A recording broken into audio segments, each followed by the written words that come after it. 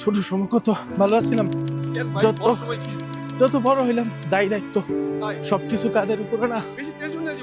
না ভাই,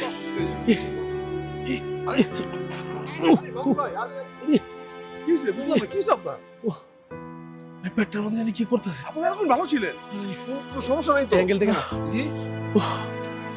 আপনার সমস্যা আপনি বলবেন না।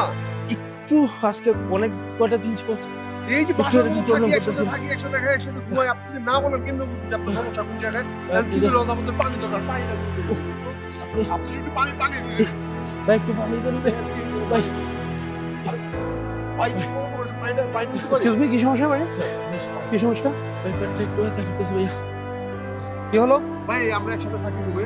জি, এবং অনেক ধরনের সমস্যা নেই, আমি একটু আপনারা জানি। কি সমস্যা না? ভাই একটু ক্লিয়ার করে বলেন যে কি আপনি বলেন।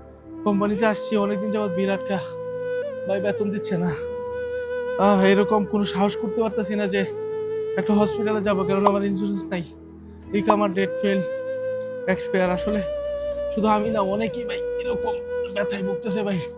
এভাবেই প্রবাসের বিভিন্ন জায়গায়, বিশেষ করে রিয়াদের বিভিন্ন অঞ্চলে বিভিন্ন ভাইরা এভাবেই অসুস্থ অবস্থায় থাকেন, অর্থের জন্য ট্রিটমেন্ট করতে পারেন না বা স্বল্প ব্যয়ে ট্রিটমেন্ট করতে পারেন না। আমি আপনাদের সবাইকে আহ্বান জানাবো, আপনারা সানসিটি মেডিকেল সেন্টারে আসবেন।